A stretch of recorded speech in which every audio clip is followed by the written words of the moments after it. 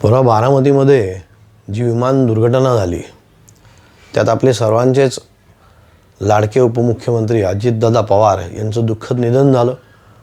त्यांच्याबरोबर 2 pilot, 1 flight attendant आणि अजितदादांचा सुरक्षा जवान यांचं पण त्यात दुर्दैवी निधन झालं. या सगळ्यांनाच मनपूर्वक श्रद्धांजली.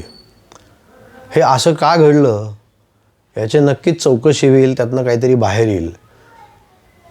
पण प्रायमा फेसी जे दिसते आत्ता की तो पायलट तिथं फॉग असताना तो लँड करायला का गेला हा मोठा प्रश्न आहे. आणि फॉग असताना त्या धावपट्टीवरती विमान उतरवायचं असेल तर तिथं काय सोय असायला पाहिजे. म्हणजे तिथे काहीतरी रिफ्लेक्टर पाहिजेत, लाईट पाहिजेत, जेणेकरून ती धावपट्टी दिसेल. मग ती व्यवस्था तिथे का नव्हती याची काळजी, माझी नम्र विनंती आहे सर्व नेत्यांना की ह्याची काळजी घ्या. तुम्ही एअरपोर्ट बनवा, तुम्ही सर्व जनतेचे नेते आहात. तुम्ही जे काय काम करताय अहोरात्र, आणि विशेषतः दादांसारखा माणूस, सगळा महाराष्ट्र व महाराष्ट्र हळहळला.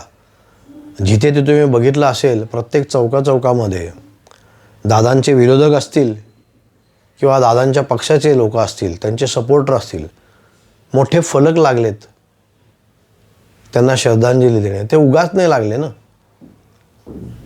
दादांचे विरोधक सुद्धा मान्य करतात की दादांसारखा जो नेता होता तो सतत कार्यरत होता. मग अशा नेत्यांनी त्या धावपट्टीवरती काही सुविधा नसताना जाणं हे चुकीचं आहे. धावपट्टी बांधताना या सर्व गोष्टींची काळजी या नेत्यांनी घ्यायला पाहिजे. हे नेते आपल्याला हवेत, सर्व महाराष्ट्राला हवेत, कारण ते महाराष्ट्राच्या जनतेसाठी काम करतात. विधानसभेमध्ये बसून, लोकसभेमध्ये बसून वेगवेगळे कायदे करतात, वेगवेगळ्या सुविधा नागरिकांना देतात, देश पुढे जाण्यासाठी काम करतात. मग तसे एअरपोर्ट पण पुढे न्या ना, जेणेकरून असे अपघात टाळता येतील. आपल्या हातात जे त्याची तर काळजी आपण नक्कीच घेऊ शकतो ना. काळजी करत बसण्यापेक्षा ते करणं खूप आवश्यक आहे. माझी नम्र विनंती आहे सर्व जनतेला सुद्धा की त्यांनीसुद्धा आग्रह करावा.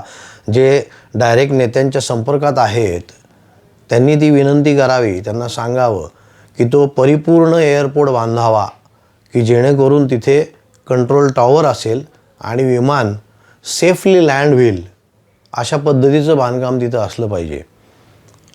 ही खूप दुःखद घटना झाली. अशी परत घटना होऊ नये हीच कळकळीची विनंती आहे सर्व नेत्यांना. धन्यवाद. जय हिंद, जय महाराष्ट्र.